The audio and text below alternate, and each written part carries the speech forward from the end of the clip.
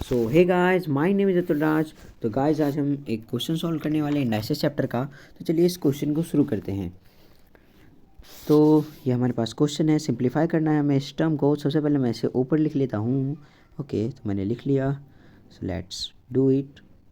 तो ये क्वेश्चन हमें क्या कह रहा है? ओके, सिंप्लीफाई करना है। तो सबसे पहले हम क्या करेंगे कि मैं भी इसे लिख लेता हूँ। हमारे पास पी पे पावर ए है बाय पी पे पावर बी है इनटू पावर सी है, फिर पी पे पावर बी है बाय पी पे पावर सी है, फिर इनटू में ए है। ओके, देन फिर पी पे पावर सी है बाय पी पे पावर ए है, इस पे पावर बी है। सो लेट्स सॉल्व इट। तो इस क्वेश्चन में जो लॉ लगने वाले होंगे उसको मैं इधर लिख दिया करूँगा। ओके, और इस क्वेश्चन को हम लोग मिडिल में सॉल्व करते हैं। तो सबसे पहले हमें यहाँ पे दिख रहा है कि एक लॉ होता है इंडाइसिस में, जो हमें कहता है अगर ए पे पावर एन एम हो, अगर यहाँ पे मैं लिख देता हूँ, अगर ए पे पावर एम हो बाय ए पे पावर एन हो तो वो ए पे पावर एम माइनस एन हो जाती है। तो ये हम पहला लॉ का इस्तेमाल कर रहे हैं। सॉरी, मेरा मतलब इस क्वेश्चन में सबसे पहला लॉ हम इसका इस्तेमाल करेंगे। तो अब हम क्या करते हैं, तो हमें यहाँ पे दिख रहा है, यहाँ पे ए यानी सेम टर्म, एम एन यानी डिफरेंट टर्म्स। तो P P same term, A be different terms. तो मैं क्या करूँगा, पी पे पावर ए माइनस बी मैं लिख सकता हूँ, हाँ लिख सकता हूँ।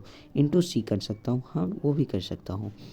फिर पी पे पावर बी माइनस सी लिख सकता हूँ, इंटू ए कर सकता हूँ। फिर पी पे पावर सी माइनस ए लिख सकता हूँ। ओके, और इसको इंटू बी कर सकता हूँ। ओके, सो पी पे power A minus B into C, P पे power B minus C into A, P पे power C minus A into B. Okay, so let's solve it further. तो अब हमें क्या मिल रहा है, A minus B into C मिल रहा है। तो मैं क्या कर सकता हूँ, अब मैं इसे जोड़ लेता हूँ। सो जुड़ेगा नहीं, मैं यहाँ पे मल्टीप्लाई कर लेता हूँ। ओके, तो एक और लॉ यहाँ पे लग रहा है, उसको भी लिख लिया जाए। सो ए पे पावर एम हो इंटू एन हो तो वो ए पे पावर एम एन हो जाता है। ओके, सो यहाँ पे ए पे पावर ये रहा एम, ये रहा एन, तो ये कटता हुआ मुझे दिख रहा है, सॉरी मल्टीप्लाई होता दिख रहा है। तो मैं लिख सकता हूँ सी ए माइनस सी बी। ओके, फिर इधर ही प्लस कर लेते हैं। ओके, अगर मैं चाहूँ तो एक स्टेप बढ़ा लेता हूँ यहाँ से, 1 सेकेंड। सो यहाँ पे पी पे power A C minus B C. Okay, मैंने इसे मल्टीप्लाई किया है। फिर पी पे power B C minus C A, फिर पी पे power C B minus A B. Okay, तो अब मैं क्या कर सकता हूँ, तो एक और लॉ यहाँ पे लग रहा है, तो मैं उस लॉ को भी लिख देता हूँ।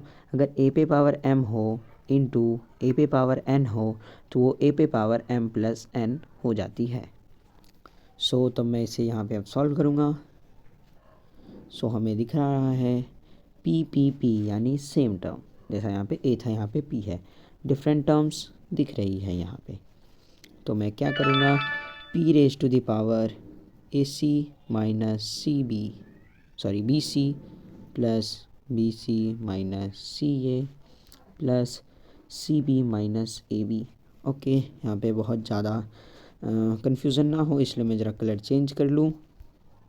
Yes, so P raise to the power, यहाँ पे अब देखिए according to algebraic expressions rules, जो यहाँ पे डिविजिबल टर्म्स हैं मैं उसे डिवाइड कर सकता हूँ। तो ए सी सी ए जो लिखूँ, मैं ए सी को सी ए भी लिख सकता हूँ क्योंकि दोनों मल्टीप्लाई टर्म्स में हैं।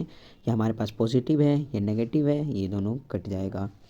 फिर B C plus B C, ये भी पॉजिटिव नेगेटिव, ये भी कट जाएगा। C B A B, okay ये भी कट गया, यानी P raise to the power 0। एक और लॉ होता है इंडाइसिस के टर्म्स में, जो होता है ए रेज टू द पावर 0, तो वो हमारे पास वैल्यू 1 होती है। तो ए है हमारा यहाँ पे p, तो p raise to the power 0 जो हमें वैल्यू देगा 1। तो इस हिसाब से हमारा आंसर जो है यह यहाँ पे आ गया है। अगर आप कहें तो मैं एक बार इसे समराइज़ कर देता हूँ। तो ये क्वेश्चन था हमारे पास, ये एक्सप्रेशन इतना बना टर्म्स, ऊपर में अगर आप कहें चाहें तो मैं लिख देता हूँ, यहाँ पे लगे हैं लॉज जो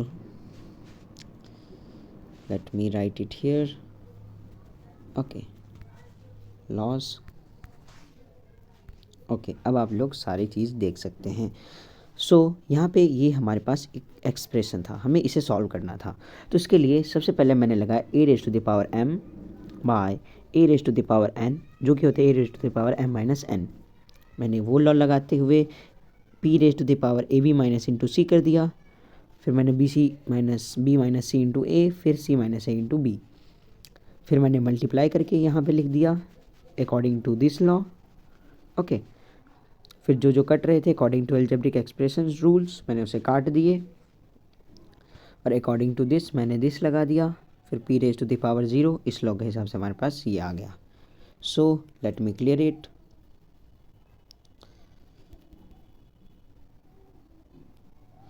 ओके